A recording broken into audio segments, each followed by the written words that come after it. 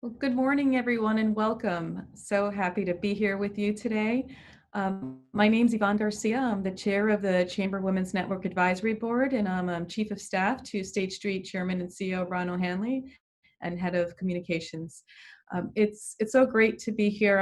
Of course, wishing that we were in our big um, plaza rooms having breakfast together, but certainly leveraging what we have in the platform we have to continue to stay connected during these times, while everything is virtual.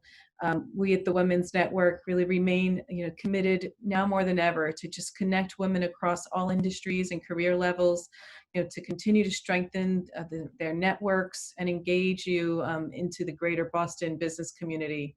So I really hope that everyone continues to take advantage of this platform and make the best of it until we're able to see each other in person again. I'd like to take a moment before we begin to welcome anyone who's joining us for the first time. It's really exciting each time we hold one of these webinars. We find that there are many women in the Commonwealth that are new, and we really want this to be a place where you feel welcomed and where you're able to make friends and broaden your network in Massachusetts. I encourage you to join in on today's discussion on social media. We're really big on sharing the great stories and lessons that we learn. So use hashtag BossBizWomen and at Boston Chamber. And also, given the feature, we have the chat feature on this platform. So please enter your questions for our guest speaker in the chat feature at the bottom of your screens. This program is being recorded, so in case you'd like to share it or if you missed part of it, it's posted on YouTube page afterwards. As companies reopen physical offices and employee roles shift, there's this opportunity to reimagine businesses, workforces, and quite frankly, our own careers. A lot of people are starting to reflect on their own skill set, on their passion, and are they in the right role in the right organization? What will the workforce look like? Everything from real estate to different functions. And it's really important for us personally to take a look at ourselves and understand our relevancy, how we will be able to adapt to future requirements or trends to ensure that we remain relevant and that we continue to add value, and more importantly, that we're leading with passion and that we are invested in that we set forth to do. So today we have the opportunity to hear from Addie Swartz. She's CEO of reacHIRE.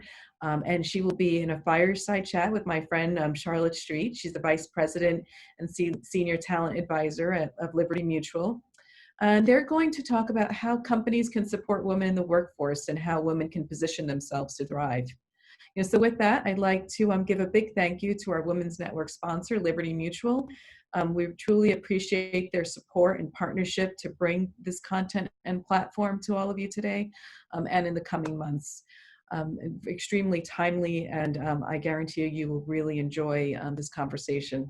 So now I'd like to welcome Nicole Arangio. She's the Assistant General Counsel and Co-Chair of the Women's ERG at Liberty Mutual, who will be introducing our guest speakers. So welcome, Nicole. I'll hand it over to you. Thank you, Yvonne. Excuse me. On behalf of Liberty Mutual Insurance, I am so excited to be here this morning. We are proud to sponsor an event that connects women across industries as we all continue to learn from and inspire one another.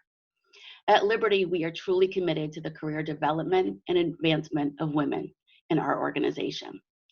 We show that commitment in our expanded parental leave policies, in our flex time policies, our health and well-being resources, and in our unwavering support of We at Liberty, which is our Women and Allies Employee Resource Group, of which I am very proud to be the co-chair. We at Liberty is one of 6 employee resource groups at Liberty. It was established in 2015, and with 5,000 active members currently, it's our largest ERG. Our We at Liberty leadership team is focused on cultivating open and authentic dialogue, building skills, enhancing member experiences, and engaging men as allies. We have a robust internal networking site that allows members to engage with one another in virtual dialogue. It's a true community. It's actually the 5th most visited and engaged site at Liberty Mutual. And this year, as we navigate the extraordinary challenges and circumstances of COVID-19, we've prioritized our member needs, particularly wellness, including staying connected and working through challenges in this new normal. Along those lines, we've hosted virtual events on emotional well-being and practicing mindfulness, as well as live panel discussions focused on the personal and professional challenges of life in a COVID world. These include working from home with small children and the particular challenges facing teens. Over 4,000 employees have attended our events from across the country on just these topics. In addition, our networking events and mentoring programs continue to see increasing participation rates and long-term success. These programs, among others, have provided members with opportunities to grow their careers, maintain and create new friendships, and build their networks, even in this virtual setting. And we continue to support all of our members and foster open discussion around the recent events of racial injustice in the US. We are determined to spread empathy, dignity, respect, and mutual understanding through open forums, member support, and the sharing of information. I want to thank you for having me here today. It's events like this that provide the crucial new connections to help drive career advancement of women. On behalf of Liberty Mutual Insurance, it's my honor to now introduce today's guest speakers, Addie Swartz and Charlotte Streat. As CEO of reacHIRE, Addie works with Fortune 500 companies to create opportunities for women of all ages and stages of their careers. reacHIRE is changing the trajectory of women returning to work by partnering with forward-thinking companies to create environments where women thrive, advance, lead, and stay. Moderating today's discussion is a member of our leadership team at Liberty Mutual and my friend, Charlotte Streat. As Vice President and Senior Talent Advisor, Charlotte is a thought partner working collaboratively with executives to drive talent and organizational change strategies that help achieve business goals and objectives. Prior to joining Liberty, Charlotte was the CEO, I've just gone off, I think. Prior to joining Liberty, she was the CEO of Building Impact, a local nonprofit, and she spent over 20 years working at Bank of America in senior leadership roles. Having personally worked with Charlotte on diversity and inclusion initiatives, I can tell you that you are in for a real treat today.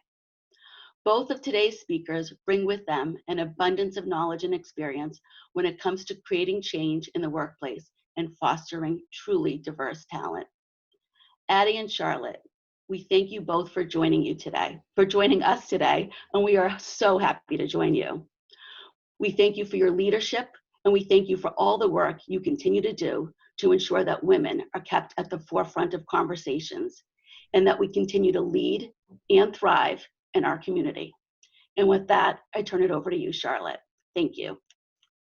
Thank you, Nicole. What a great introduction. I really appreciate that. And I'm so proud to work for Liberty Mutual, and Addie, honored to have an opportunity to have a conversation with you today. And it's a fireside chat. So I've got my coffee and I'm ready to dive right in. Addie, are you ready?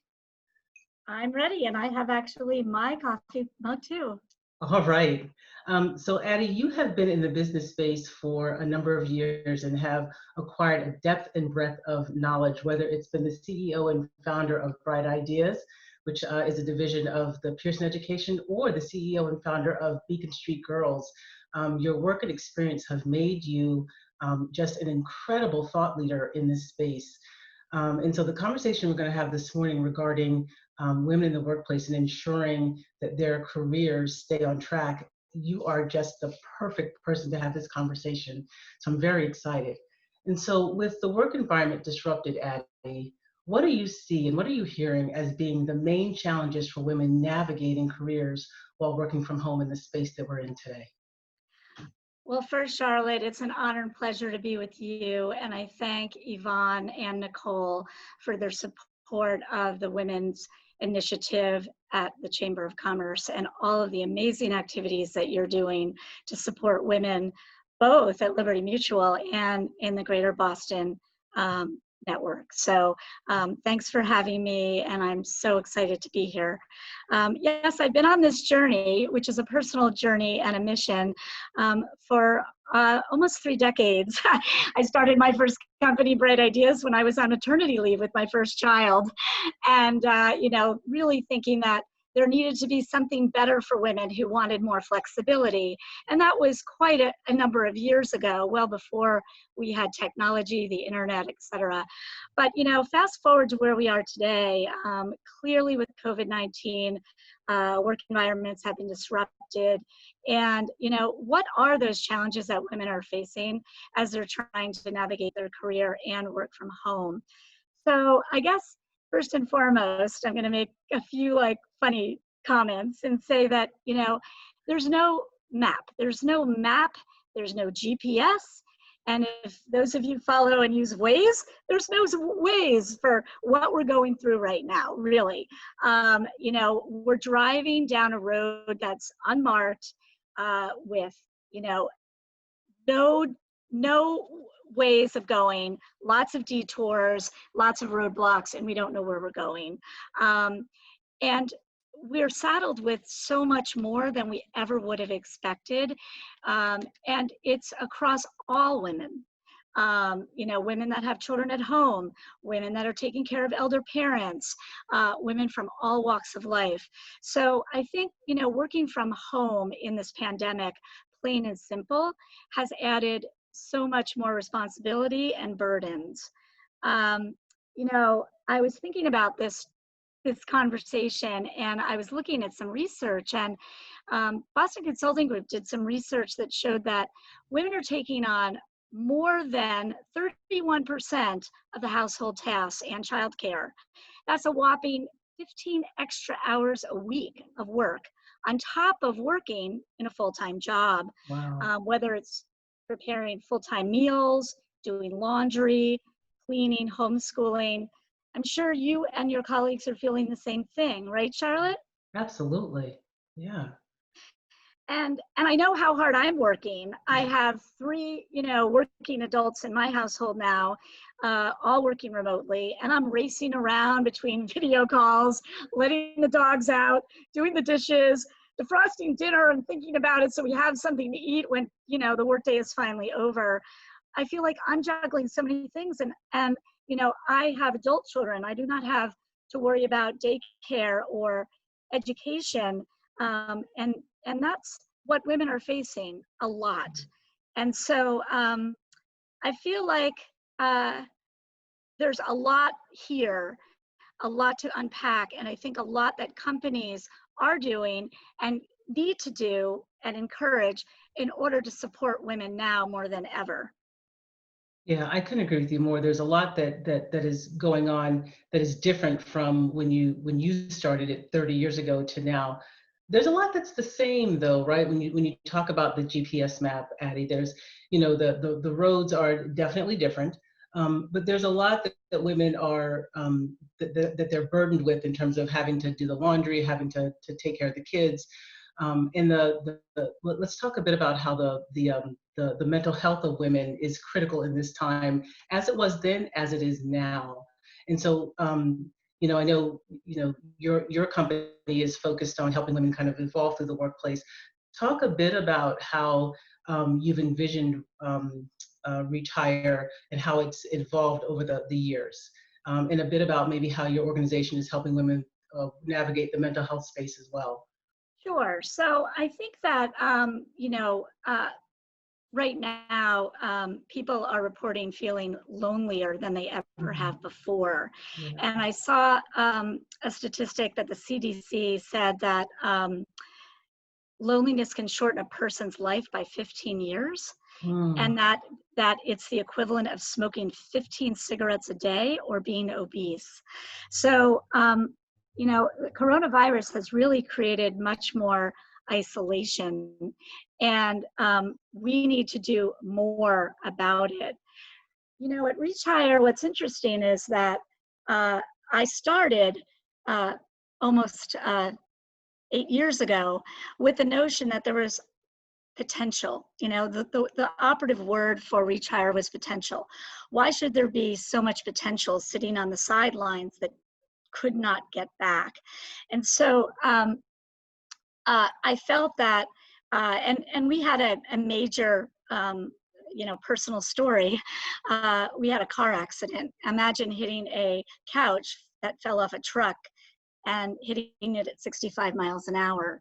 So I was sidelined with my daughter for a year, helping her get back from a serious head injury and get back into school. Yeah. And that's where I recognized that there was so much potential in women that were forced out of the workforce for personal reasons, that chose to leave the workforce, that needed to both personally, professionally, and via health of their own.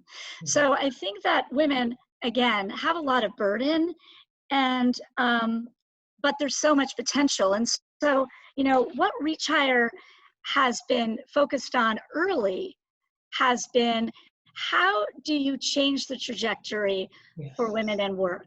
How do you make the system change and absorb great talent that otherwise wouldn't be perceived to be useful? You know, definitionally, if you've taken a break for whatever reason, you're an older worker, you're perceived to have skills that are out of date. And the biases surrounding that are significant. We're all talking about bias, gender bias, racial bias, ethnic bias. There are so many biases, and so many of them are invisible.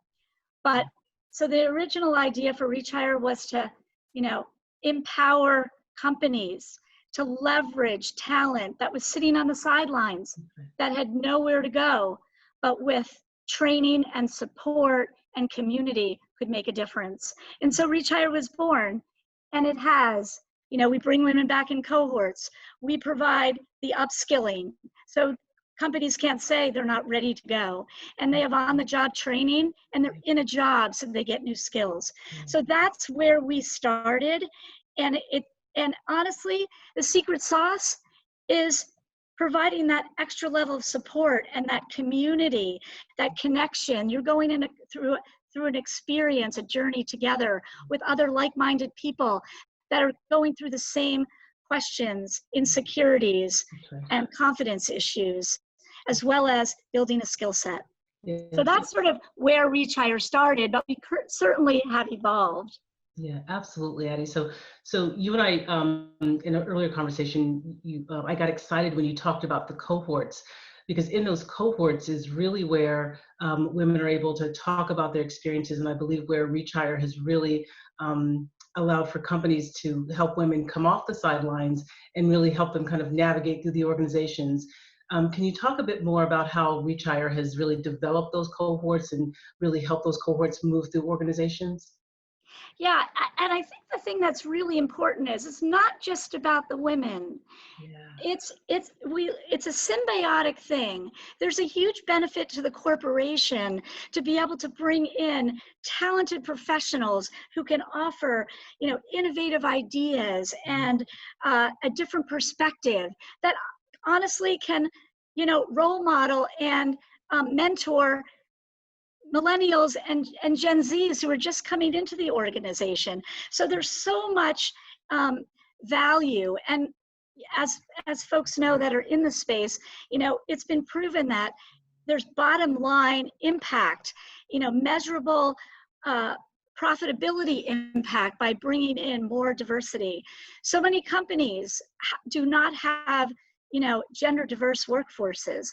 Imagine if you are a company that has 300 million users, and 150 of them and 150 of those customers are female, and only 17% of your team that develops products for your customers are female. You are going to miss opportunities to meet your customers' needs because you don't know what those needs are and you can't relate. So it's a symbiotic thing, and corporations have just as much benefit. And so I think that, you know, we all talk about the pipeline and this trajectory, and McKinsey and Lean In do this famous Women in the Workforce report every year.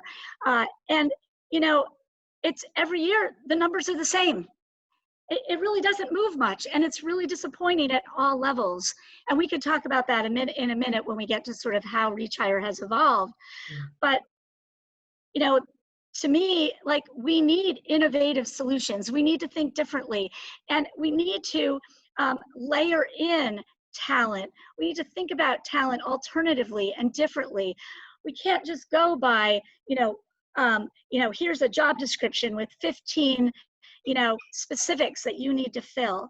We all know women don't apply to things if they don't feel like they're almost 100% prepared to fill that, whereas men, it's only 40%.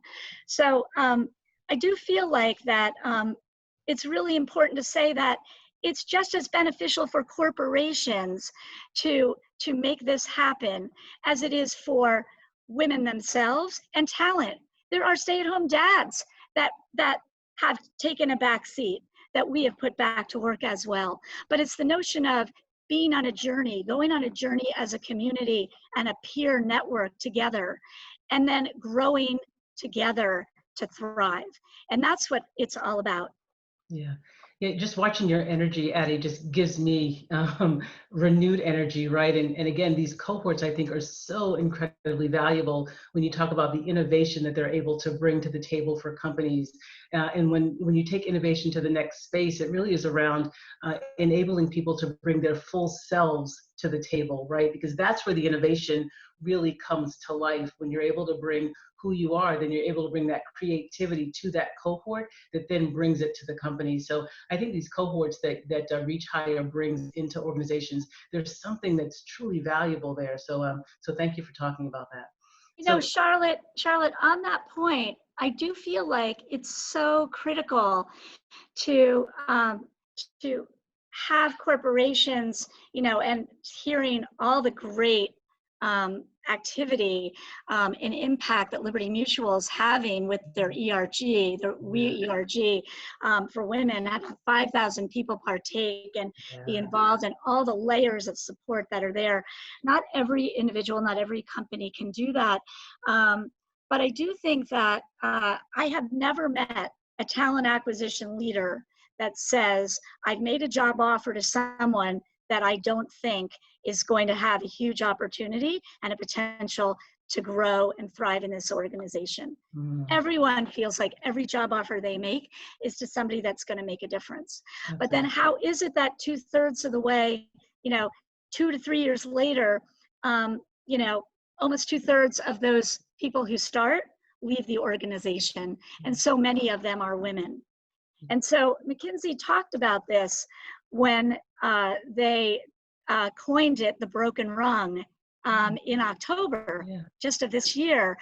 And if you actually look at the stats, it's frightening, because it says if you're just looking on gender and gender alone, for every 100 men that go from individual contributor to manager, there are 72 women. So we're leaving about 30 women behind. Okay. And if you look at it for Latinas and Black women, it is 68 Latina women for every 100 men. And then it's 58 Black women. Almost half the number of Black women get to that first level of promotion. We're not talking about C-suite. We're not talking about like mid-level, you're in your company a long time, getting to that first level. So that broken rung needs to be fixed. And the data point that McKinsey highlighted was, if you're able to just level the playing field and get men and women together to go up at the same rates, within 5 years, you'll put 1 million more women back into middle level of management. 1 million more women. And I feel that's our obligation, all of us. Our corporations, our women, we need to support each other. We need to do it as a we, not an I. I say a we versus a me. We need to marshal it together, and cohorts are where it's at. Yeah, you just took the words out of my mouth. I was going to say, I believe, again, it's in those cohorts, right? I think it's in the reachHIRE cohorts. I think it's in the cohorts in the individual companies. And if I could switch cohorts for the terminology of community, I think it's in the communities that we have, right? The internal communities, the connections, the networks. I think you're absolutely spot on there. So great. So I want to talk about that just a little bit more, because it's that, and I'm so enthusiastic about being here with you.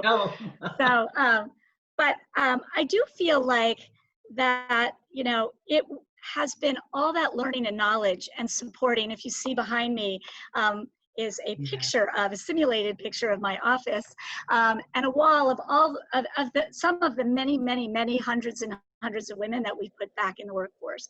We have lost ability to put everybody up there, but you get a sense of, we know how hard it is to take women and insert them into a pipeline that is very narrow and very linear. Yeah. And it's because of that almost 3 years ago, we figured out, if we really want to change the trajectory for women in work, we need to come up with a solution for women that are in those companies.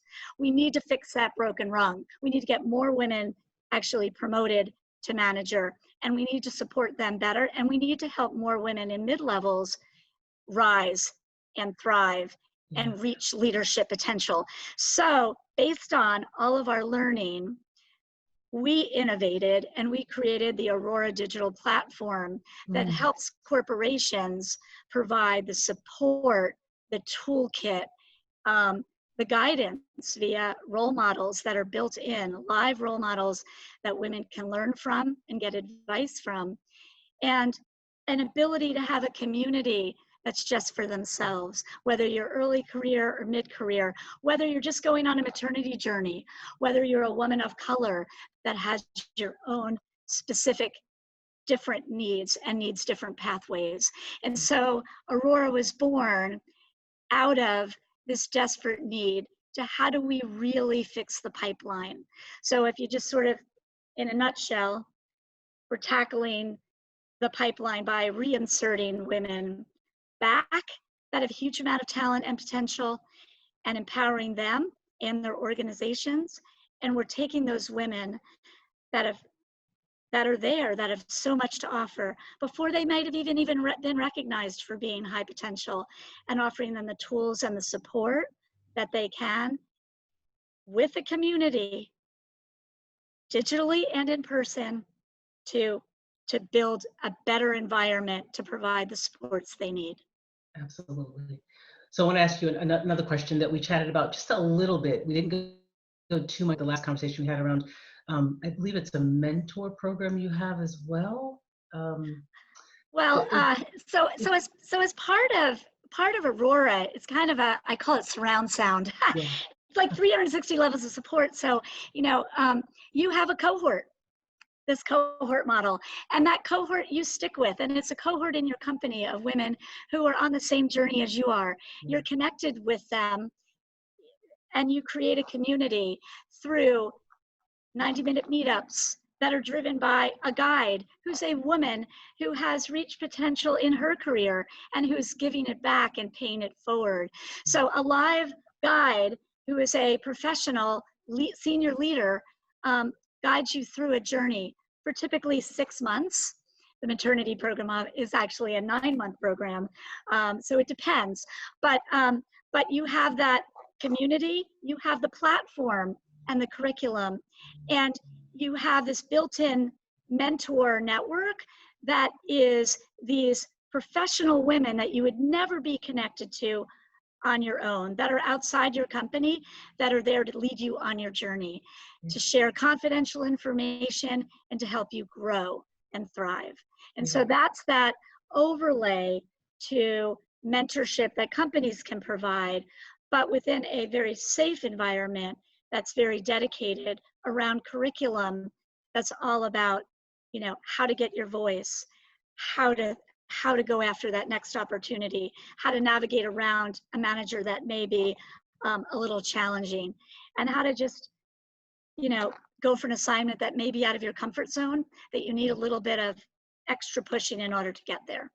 So I think that's a little bit about what we were talking about. That's exactly right. And thank you for going into depth on that. And the reason I brought it up is because when you talk about the Aurora program, and we talk about the cohorts, that entire scaffolding all around that is so important from my perspective for women, whether they're entry or middle manager or even growing further in their career.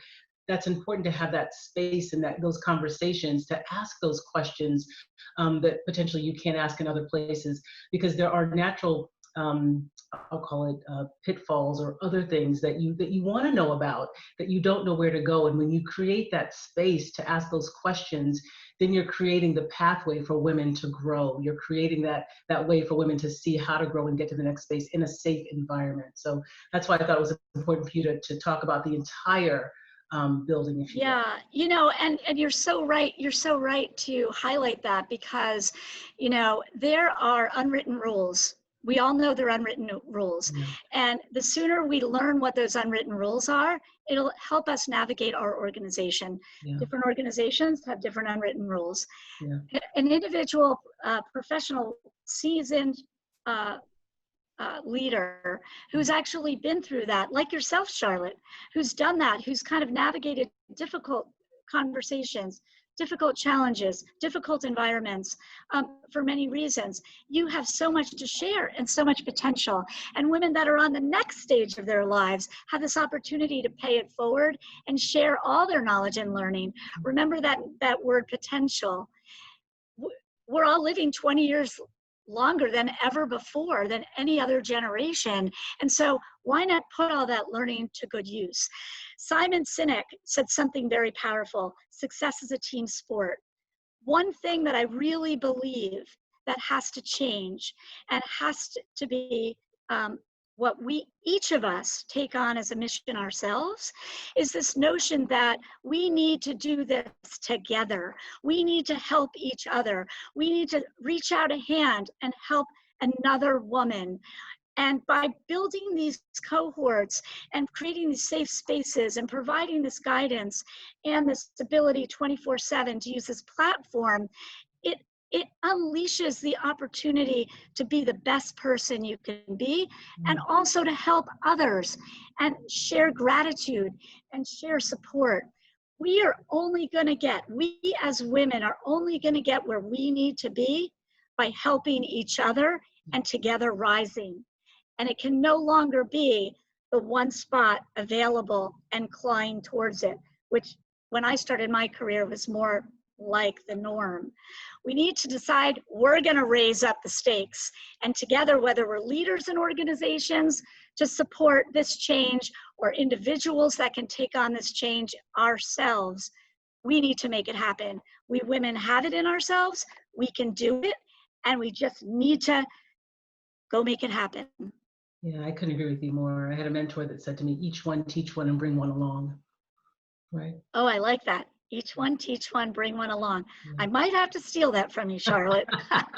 No charge on that one, Addie, no charge. So I think we've been talking about it all along, but you know, kind of give us a view from your perspective on how reachHIRE has evolved from when you first thought about it, whether it was at your kitchen table or whether you were walking your dogs or whatever. But when you first thought about how has it evolved over the years to kind of meet where women are, or meet where you believe women were going? I believe that it's all about potential. You know, when I started my first company and I was on maternity leave, I felt like there needed to be a better set of opportunities for women who needed flexible work. And so I myself was in that situation. You know, I've started 3 companies. My second company, I had 2 young girls, and I felt that there needed to be a better world with healthier role models and better messages and a roadmap for girls and adolescents so they didn't lose their voice. And I created the Beacon Street Girls. You know, we had a car accident, and I saw these women on the sidelines, many of whom were women that took a step out way back when I started Bright Ideas. I feel like at every age and stage, women need opportunity, they need flexibility, they need the ability to earn their own income and make their own way and have their own voice, whether it be in a big corporation, whether it be in their own business, whether it be working part-time while they're nursing a young child. And we have practiced what we preach because we have every flavor of work experience and arrangement at reachHIRE. But it's all about the ages and stages. And I am really proud of Aurora, because Aurora isn't just for early career and mid-career and women on maternity and women of color. Aurora is also for women that are looking for the next stage of their careers, to say, I learned so much, I want to give back, and I want to help this next generation. So in a way, whether it be, young girls building self-esteem, those young girls growing up and needing Aurora as a roadmap to help them grow up, whether it be women who are just starting out building their families, needing flexibility, or women that are in middle career and are looking for ways, alternative pathways to move up, which Aurora drives. And also with women that are on the next stage, they've had a huge career. They're now looking, what do they do now? Yes, they can go on boards, but they can actually help provide the roadmap for the next generation with everything they've learned. And so I feel personally, I have lived this journey and I want to help change the trajectory for women in work. I want to change the pipeline. And guess what? Change is hard. It takes a long time. And entrepreneurs just have to keep going and keep moving. It's like the ever ready bunny. You just have to keep going to make change. But you need believers and you need change agents in corporations that are going to embrace and adopt. I am so proud of my original partner. My first client was Fidelity Investments in 2013, and they took our first cohort of 4 women. And 7 years later, we are over the 200 mark and getting women back to work. I am so proud of our partnerships with Wayfair and T-Mobile, and now with Aurora, iRobot, and Vertex, and Sarepta, and Sage Therapeutics. I am so proud of these leaders who care so deeply about change and are willing to innovate and say, we need this overlay. We need these supports. We need women of color to have these different supports. We need women going on maternity. We want to retain them. We work so hard to find them. We want to retain them. Yeah. I dare say, Addie, that your care is infectious, and that might be why T-Mobile and the other companies that you have partnered with care so much, right? I think when someone who is leading a charge has the passion that you do and you are sitting in front of them, they don't have a choice but to care. That's what I would surmise. Let's pivot a bit and talk about, let me just ask you a question around DEI, right? So for employers, Addie, and managers leading teams remotely, how can they be thoughtful about the needs of women right now? That sometimes women might feel invisible given all that they have going on, and challenges arise. How can managers and leaders be more thoughtful around leading the women that might feel invisible remotely? Yeah, what a great question. So, I feel like the needs of women in the workforce are both universal and unique to each woman's own situation. No 2 women are alike, and they have both opportunities and challenges. So I think that employers and managers, I think the 3 things that I think are most important are flexibility, empathy, and compassion.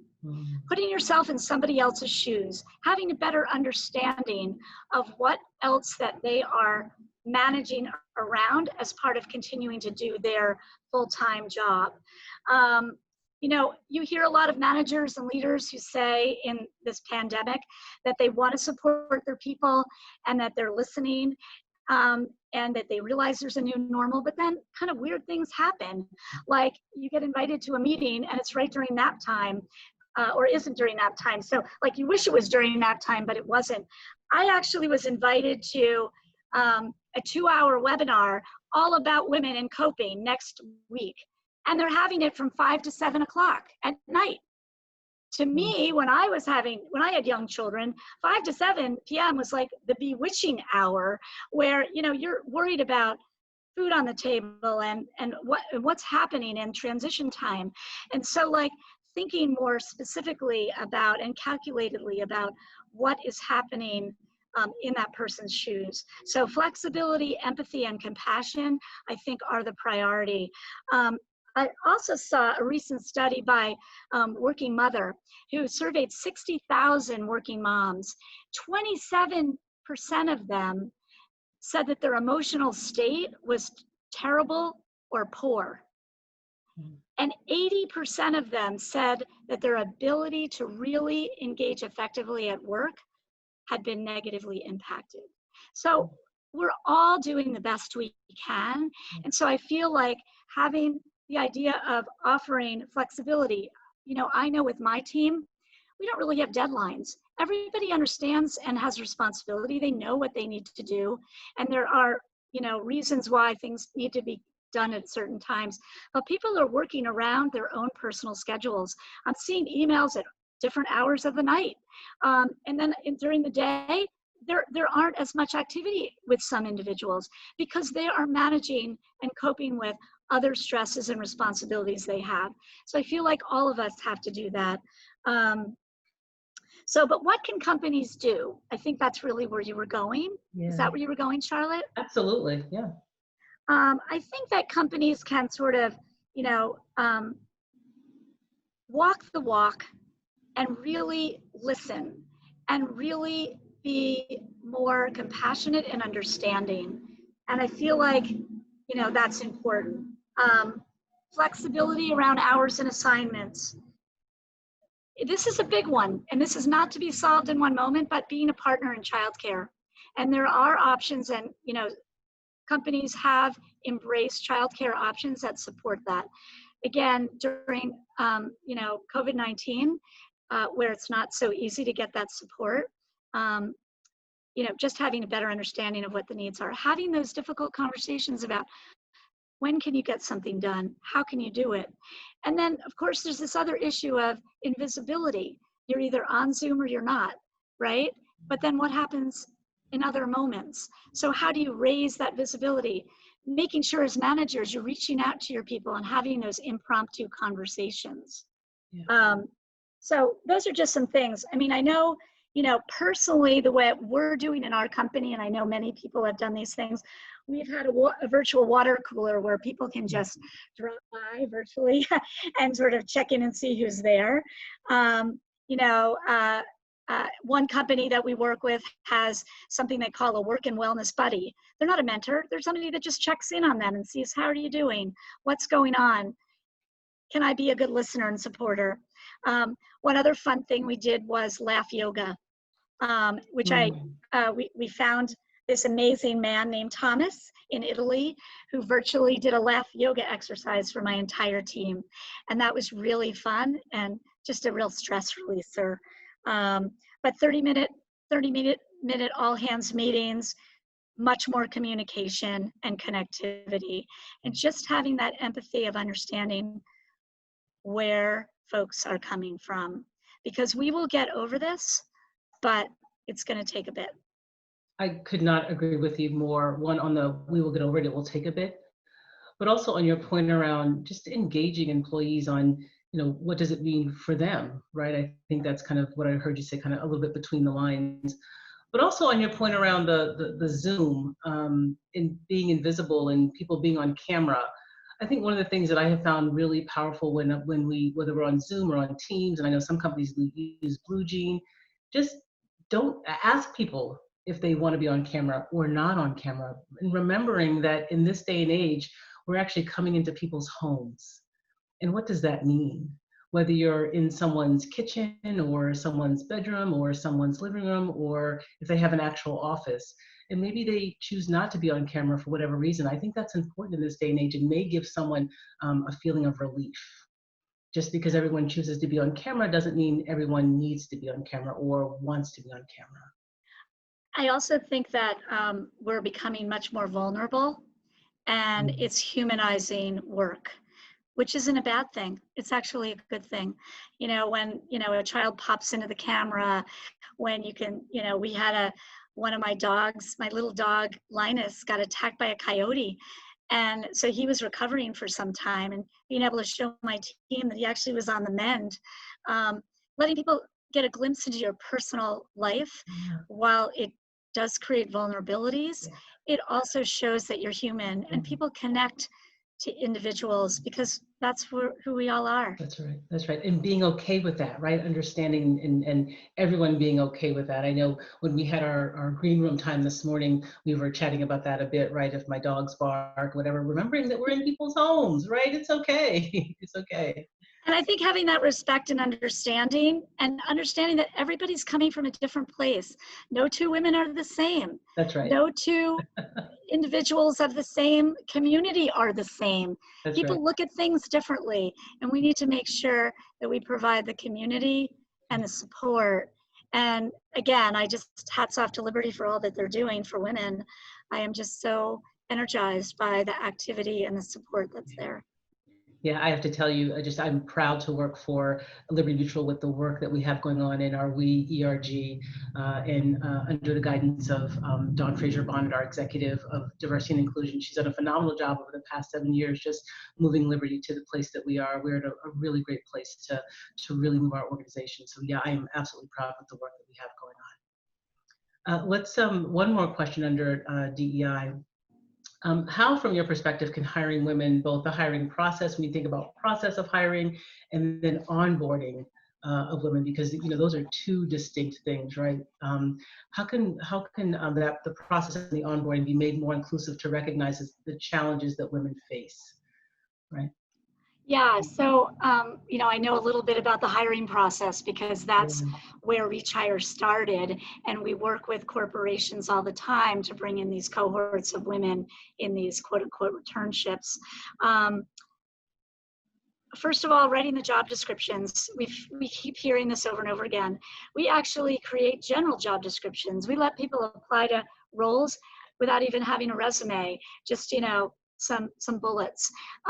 There's a lot of opportunity. If you've been out of the workforce for, you know, 8 or 10 or 12 years, you may not have a resume handy. And if you do, it may not have all the SEO words that you need in order to actually be seen by a corporation. So I encourage companies to look at talent differently, to look at bypass some of their gaps, bypass, you know, some of what they've been doing recently, or look at what they've done recently and see how can it really apply to the challenges that the corporation now faces. And so, you know, being mindful of language and requirements, simplifying the ask, and looking in different places, and supporting programmatic alternatives that bring different kinds of talent in, whether it be women, veterans. That's really important. We know women undersell their experiences. So I feel like the hiring process is key, but then that onboarding process is just as important. Yeah. And if you know, if you're just starting your career and you just get, you know, what I say, sort of dropped into an organization and you get assigned to a specific division and a manager based on the day you're starting with a specific assignment, it's kind of luck of the draw. Yeah. You know, it's kind of luck as to, it's amazing how many people actually survive and thrive despite that, whether you're a man or a woman. So being more intentional, thinking about groups, thinking about supports, thinking about earlier. If you're going to bring somebody on, invest in them and grow them. Because what you want to do is, you don't know who are the high potentials. Everybody could be a high potential if they're in the right job. Yeah. So having that, you know, lens of everyone has something so special to give, and we need to just provide the opportunity, the space, and the ability to navigate. And by the way, corporations are complex. You may not land in the right place, but if you have the right supports, if you have the right connectivity, the right community, you can navigate, because so many women have. And Charlotte, you're a shining example of that. You navigated an amazing career and no one showed you the ropes. Thank you for that, Addie. And I love your approach. When you put people in the right space, in the right role, they will thrive with the right leadership, right? So I love that approach. So Addie, I'm going to ask you one more question, then I'm going to take questions from the audience. So what is an area in the workplace practices that has you excited for the most significant change as you move forward? I think flexibility. I think before coronavirus, we would never be in this situation now without this horrible pandemic. So there was a quote I saw recently that said, "We're all faced with a series of great opportunities disguised as impossible situations." We are in an impossible situation, right? But look at the opportunities it's opening and affording to us. Suddenly, it's not just about a job opening that means that somebody has to live within a certain radius in order to get that job. We just hired an amazing woman who is working for us from California. I think we might not have thought about that before, but now it's almost like the barrier has been broken. Women have been saying for years and years that flexibility is key. Now, we can't have flexibility with no childcare, no schooling, no camps, no supports. That's impossible for full-time working women. But with that, and this added flexibility that is going to become the norm, I think we're onto something big. I believe that, you know, if we provide the supports, and now in this really difficult, challenging time, if we are able to provide, you know, that and do this together, it will make significant change. And that combined with believing that we can do it together is everything. You know, I like to say that there's no such thing as a personal flotation device during this crisis. We need one another. We need, you know, success as a team effort. We need together to bond together. And honestly, no two women are alike. You know, women in general have different needs, and we're all in it together. Yeah, you know, the pandemic has made us, the pandemic and the social and cultural pandemic that we're in has made us realize, at least it's made me realize how much we need each other to kind of move through. So we have a question from someone anonymous. It says, anonymous attendee, can you speak to any techniques, tools, and or the experience of staying in work after having children? And she goes on to say, I personally found that I was perceived as leveled upon coming back from maternity leave, so it's a woman, with my second child, and am currently tackling how to communicate that. I'm actively looking for leadership opportunities and not looking to step back into my career. I find there's very little guidance on the situation, and do you have any coaching for this arena of women's workforce issues?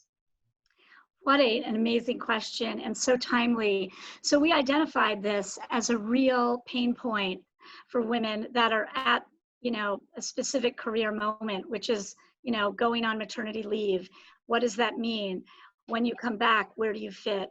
And so we're actually developing with my good friend, colleague, and partner, Jamie Ladd. She's a professor at Northeastern and an expert on work and family and how to put it all together.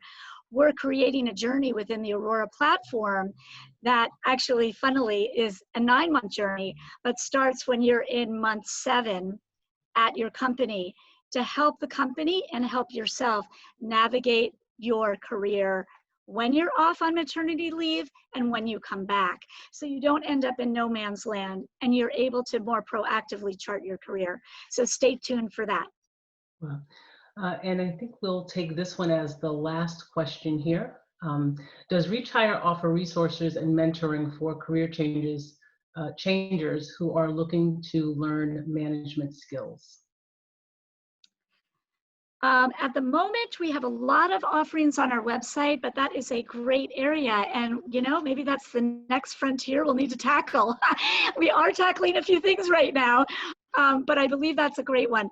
I think one thing I do want to say, too, is I want to do a shout out to Minda Hartz, who last week was here sharing her thoughts and experiences and writing the book, The Memo, because I do believe that there are additional pathways we need to support for women of color.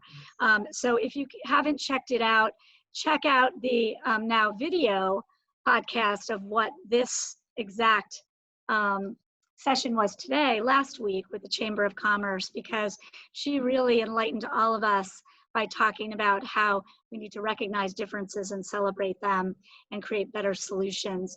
The other thing I'll say as a tip to all you listeners is that the New York Times is running a very special series this week called The 7 Inequities of Women. It's called In Her Own Words. You can sign up, and every day it'll talk about a different inequity in the workplace, and it's just very enlightening.